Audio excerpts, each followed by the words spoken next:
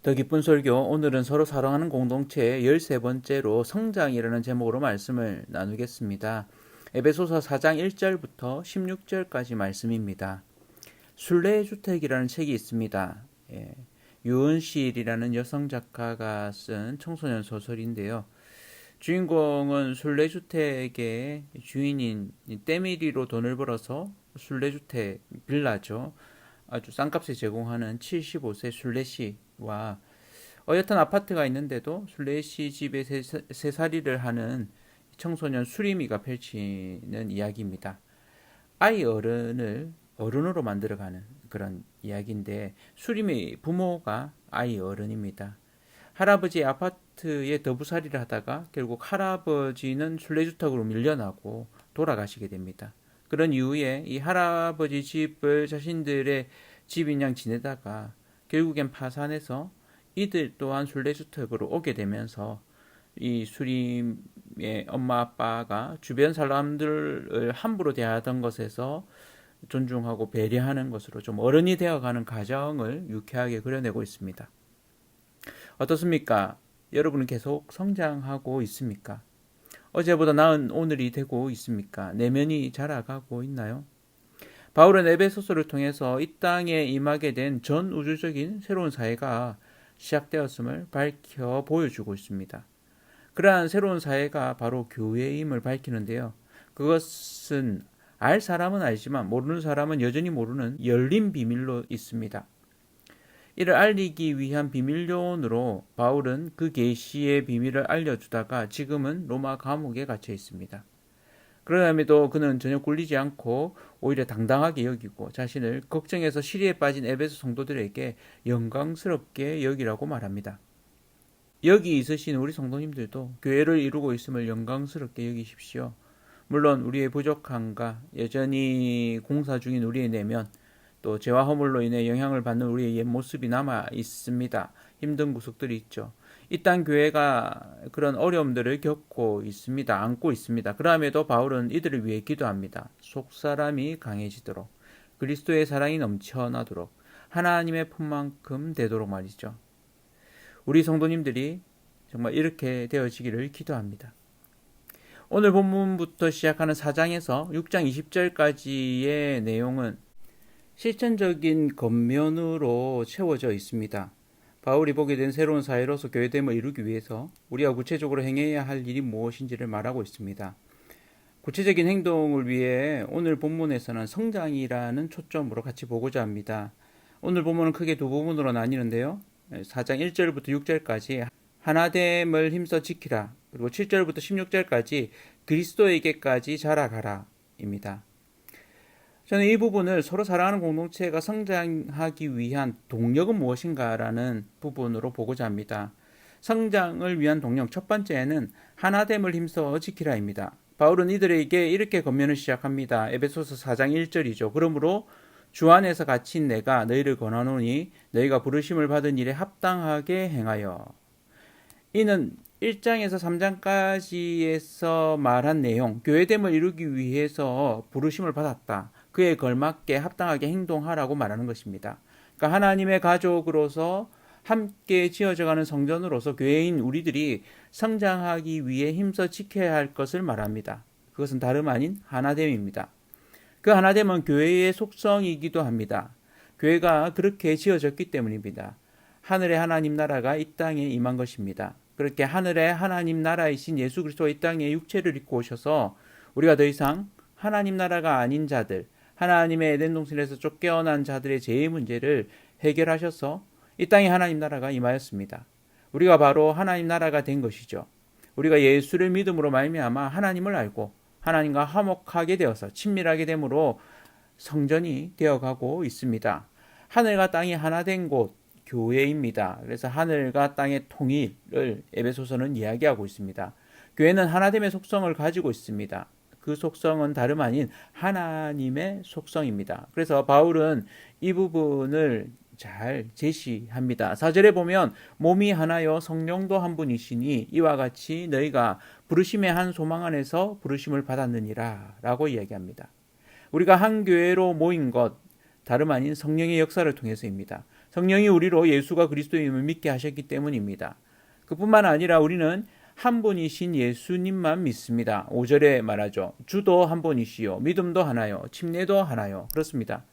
우리의 신앙은 한 분 예수님을 믿고 이 한 믿음으로 침례를 받아서 우리의 신앙을 공적으로 표현하는 것입니다. 최근에 침례 공부를 같이 했던 우리 고등학생들이 7월 중에 한번 침례식을 행하고자 합니다. 예수님을 믿고 이 땅의 세상이 만만치는 않지만 믿음으로 살아가려고 같이 고백하는 시간, 믿음의 표현을 공적으로 하는 시간들을 갖고자 합니다. 또 하나님이 한 분이시기 때문입니다. 6절에 보면 하나님도 한 분이시니 곧 만유의 아버지시라. 만유 위에 계시고 만유를 통일하시고 만유 가운데 계시도다. 다른 말로 하자면 모든 만물을 통일되게 만드시는 유일한 분 하나님이십니다. 그러니까 우리의 교회됨은 이 삼위 하나님의 하나됨의 속성을 그대로 가지고 있다는 것입니다. 하나님이 한 분이시기 때문에 성령이 한 분이시고 예수 그리스도가 한 분이시고 하나님이 한 분이시다는 겁니다. 이 하나됨을 힘써 지켜야 합니다. 어떻게 힘써 지킬 수 있을까요? 오늘 본문 4장 2절 3절에서 말합니다. 모든 겸손과 온유로 하고 오래 참음으로 사랑 가운데서 서로 용납하고 평안에 매는 줄로 성령이 하나 되게 하신 것을 힘써 지키라라고 말합니다.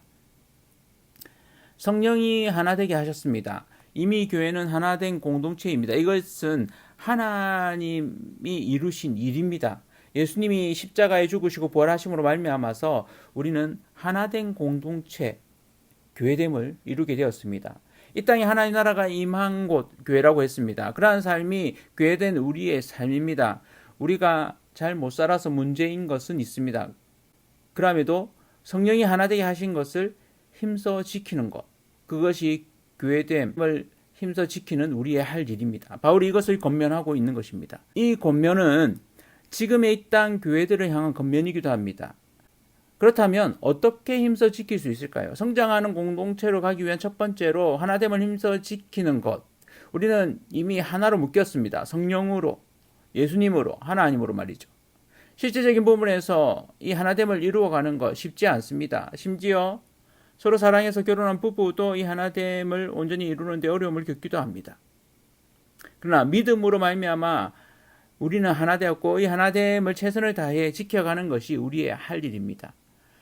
이를 위해서 바울은 두 가지를 이야기하고 있습니다. 첫 번째는 모든 겸손과 온유라고 했습니다.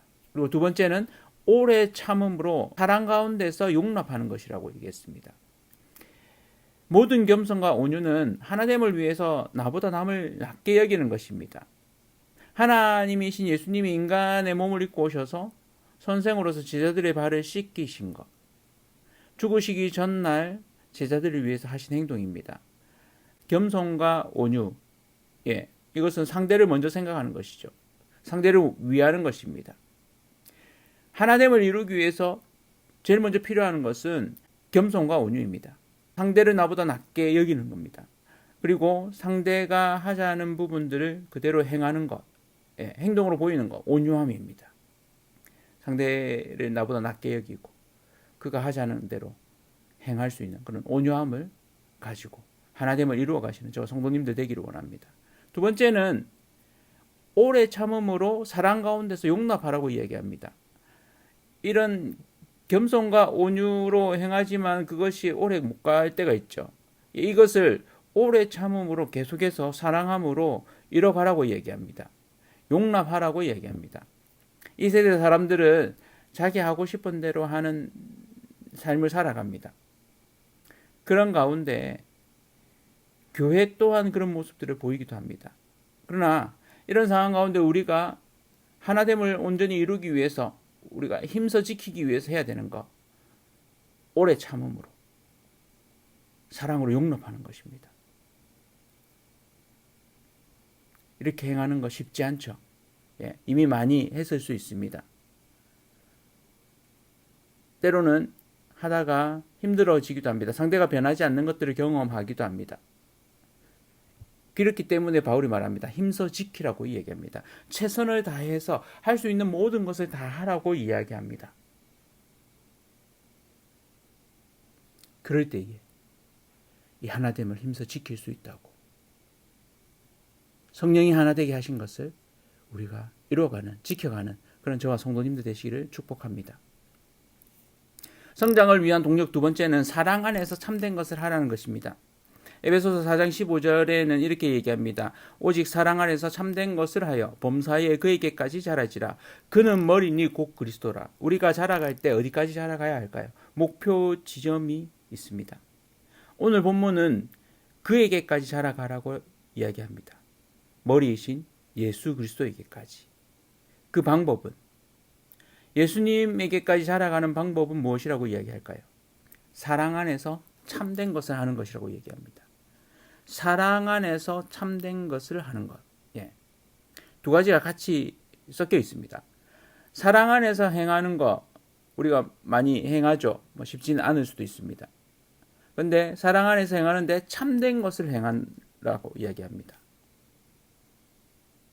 사랑으로 행할 때 우리는 모든 것을 다 받아주는 것이 사랑으로 행하는 것이라고 얘기합니다. 그런데 사랑으로 행하지만 참된 것을 할 때는 안 되는 것에 대해서는 가르치고 야단을 치기도 하고 바르게 이야기하는 것입니다. 요즘 말로 대문자티, 바른 소리를 잘하는 것입니다. 필요합니다. 맞는 말인데 싫어지고 듣기 싫어지죠. 잔소리로 여길 수 있습니다. 그러나 사랑 안에서 하지 않기 때문에 그렇습니다. 바울은 교회가 성장하는 동력이 이것이라고 얘기합니다. 그리스도를 바로 알았으면, 바로 믿으면 그분에게까지 자라가는 것이 교회의 성장입니다. 그리스도에게까지 자라가라고 얘기합니다. 예수님이 하신 것처럼 그렇게 행하라고 이야기하십니다. 어떻게 그럴 수 있겠습니까? 예수님은 어떻게 행하셨습니까? 한 사람 한 사람에 대해서 관심을 가지고 긍휼의 마음으로 유쾌하면서도 그들의 진정 관심을 가지고 치유해 주시고 그 마음을 읽어주시고 고쳐주셨습니다. 이를 위해 우리에게 주님이 오신 것이죠. 우리에게 주어진 이 일을 할 수 있는 능력이 있습니다. 그것이 무엇인지 아십니까? 은사입니다. 오늘 보면 4장 7절에 말합니다. 우리 각 사람에게 그리스도의 선물의 분량대로 은혜를 주셨나니. 예수님이 우리에게 은사를 주셨습니다. 이 은혜가 헬라어로 카리스이고 은사가 헬라어로 카리스마타입니다. 은혜로 주신 능력이 은사입니다.